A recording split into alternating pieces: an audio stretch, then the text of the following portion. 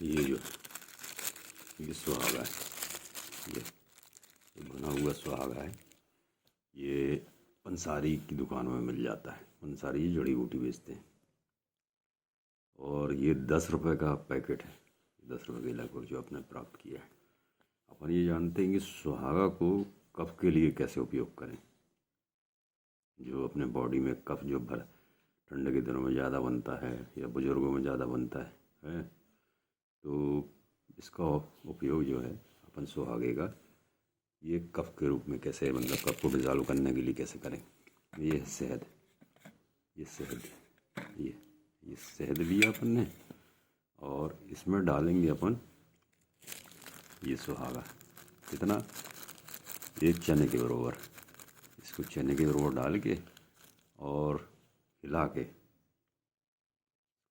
के फिर इसको अपन इस्तेमाल करेंगे। और ये लगभग 5 से 7 दिन में पूरा कफ जो अपने फेफड़ों वगैरह में या श्वास नली में है तो ये डिज़ॉल्व हो जाएगा।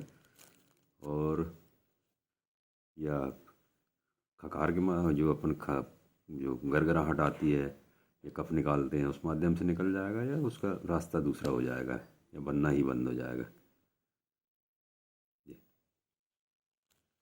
ये जो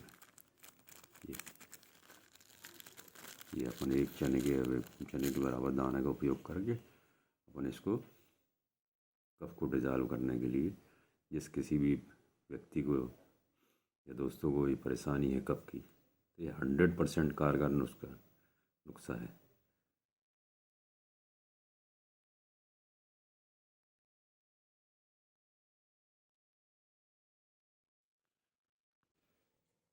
ये सुहागे के जो उपयोग हैं अपन देखते हैं। ये सुहागा जो है बोरक्स के नाम से जाना जाता है। आयुर्वेद में इसका कैसे इस्तेमाल किया जाता है।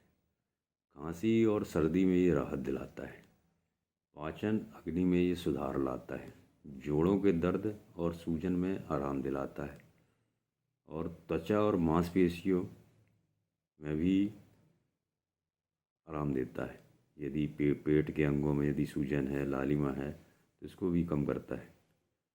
और ये डिस्मेनिया और एनीमिया की परेशानी से भी निजात दिलाता है। शुद्ध सुहागा को नारियल के तेल में यदि अपन और शहद या नींबू के रस के साथ में इस्तेमाल करें रूसी के लिए तो भी इसमें ये फ़ायदा पहुंचाता है। त्वचा के संक्रमण और मस्से को भी नियंत्रित करता है। ये सुहागा जो है इसमें क्षारीय गुण होने के कारण और ये एंटीसेप्टिक गुणों से भी भरपूर है। तो इसका इस्तेमाल अपन घाव में भी कर सकते हैं। यदि कुछ घाव अपना बना हुआ है, काफ़ी दिनों से ये ठीक नहीं हो रहा है, बगैर एंटीबायोटिक खाए अपन इसको ठीक कर सकते हैं इसका इस्तेमाल करके।